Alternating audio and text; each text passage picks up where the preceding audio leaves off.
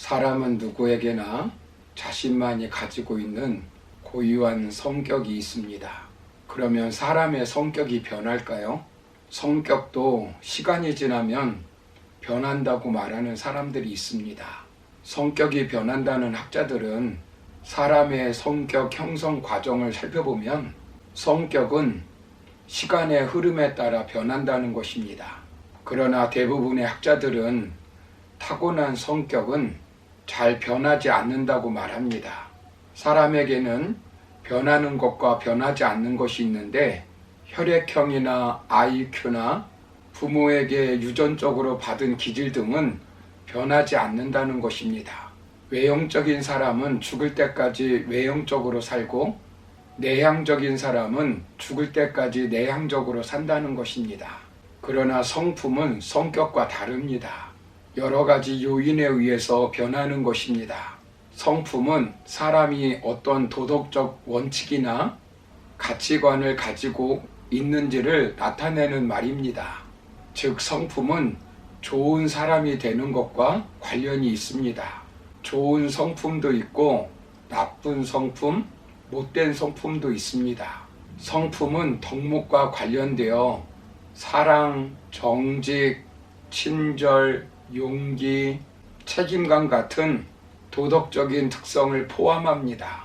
성격은 우리가 행동하는 방식이나 감정의 경향을 말하고 성품은 우리가 어떻게 도덕적으로 행동하며 다른 사람에게 어떤 가치를 가지고 대하느냐를 말의 타인과의 관계에 매우 중요한 역할을 합니다.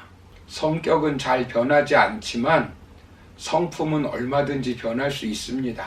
사무엘 스마일즈라고 하는 사람이 생각이 바뀌면 행동이 바뀌고 행동이 바뀌면 습관이 바뀌고 습관이 바뀌면 성품이 바뀌고 성품이 바뀌면 운명이 바뀐다라고 말했습니다.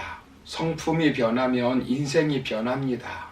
그렇다면 우리가 성품을 어떻게 변화시킬 수 있을까요? 오늘 첫 번째로 살펴볼 것은 성령님께서 주신 믿음으로 옛 성품이 십자가에 못 박혔다는 것을 인정해야 합니다. 우리가 예수 그리스도를 믿기 전에 옛 성품은 무엇이겠습니까? 오늘 본문을 보시면 우리의 옛 성품을 육체의 일이라고 표현하고 있습니다. 본문 19절을 보시면 육체의 일은 분명하니 곧 음행과 더러운 것과 호색과라고 말씀합니다. 힘쓰고 애써서 나타나는 행위의 결과라는 것입니다. 우리에게는 두 마음이 있는데 16절에서는 육체의 욕심, 17절에는 육체의 소욕이 있다라고 말씀합니다. 그리고 성령의 소원이 있다는 것입니다. 그런데 사람들은 육체의 욕심에 따라 살아감으로 육체의 일은 분명하게 그 결과가 드러나게 되는 것입니다. 마음에 있는 것으로 영원히 감추는 것이 아니라 뚜렷하게 성품으로 나타납니다. 눈에 띄게 타인에게 드러나고 명확하게 자신에게도 감지됩니다. 육체의 욕심이 성령의 소원을 이긴 결과로 나타나는 성품입니다. 자신이 이런 성품을 가지고 있다는 사실을 먼저 인정해야 합니다. 그래야 변화가 일어납니다. 육체의 열매로 맺어지는 못된 성품은 무엇이겠습니까? 첫째는 성적 범죄입니다. 본문에 세 가지로 나타납니다. 음행, 더러운 것, 호색입니다. 둘째는 종교적 범죄의 죄입니다. 본문 20절을 보시면 우상 숭배와 주술과 원수 맺는 것과 분쟁과 시기와 분냄과 당짓는 것과 분열함과 이단과 라고 말씀합니다. 두 가지입니다. 우상 숭배와 주술입니다. 우상은 하나님을 하나님으로 섬기지 못하는 모든 것을 말합니다. 셋째는 사회적 범죄의 죄입니다. 사람과 사람 사이에서 이기적으로 행함으로 발생하는 8가지 죄의 열매입니다. 원수 맺는 것, 분쟁, 시기, 분냄, 당짓는 것, 분열, 이단, 질투 등으로 생기는 분열 분파입니다. 시기와 분쟁이 당 짓는 것과 분열의 원인이라면 이단은 당 짓는 것과 분열의 결과입니다. 넷째는 음주의 범주에 속한 죄입니다.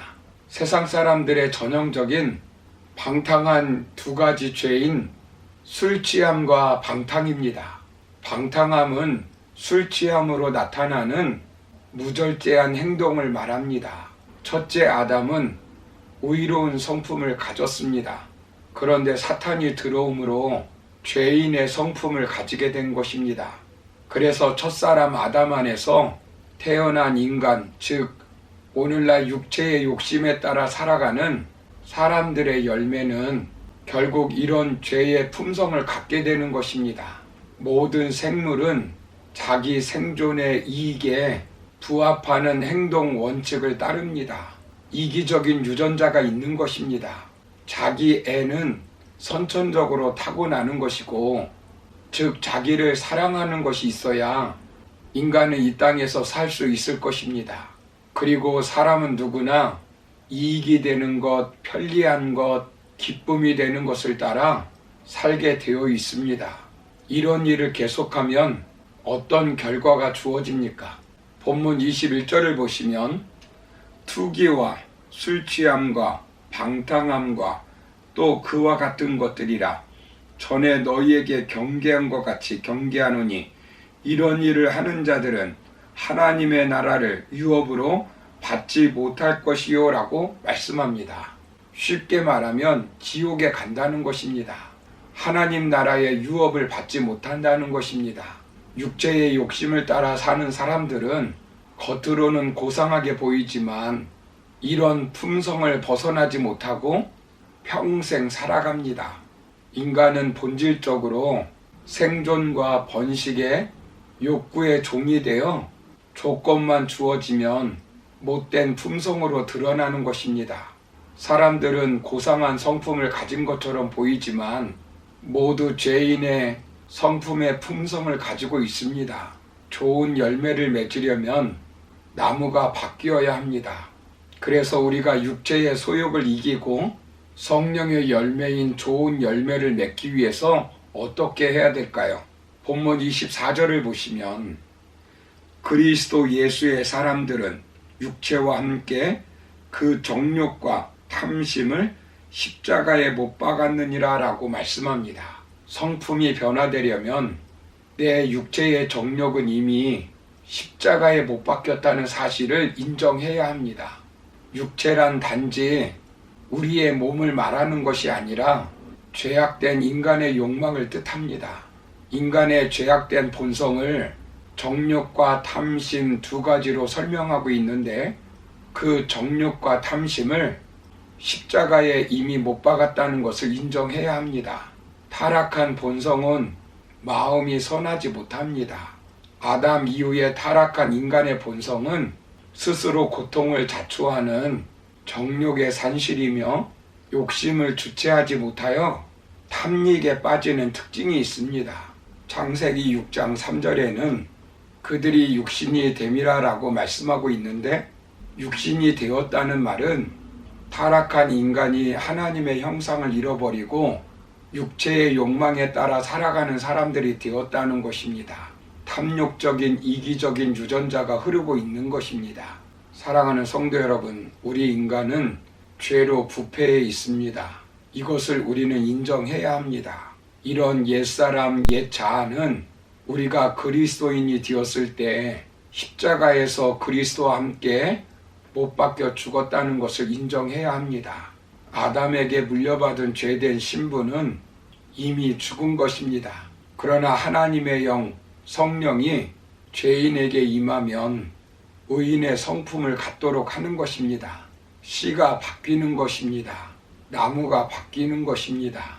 그래서 예수님의 성품이 나타나는 것입니다. 하나님의 성품에 참여하게 되는 것입니다. 그러므로 우리의 못된 성품이 자신을 지배하려고 할 때마다 내 옛 성품은 그리스도의 십자가에서 이미 못 박혀 죽었음을 믿고 성포하여 예수님의 성품이 나타나는 삶을 살아가는 저와 여러분의 삶이 되기를 주님의 이름으로 축원합니다. 감사합니다.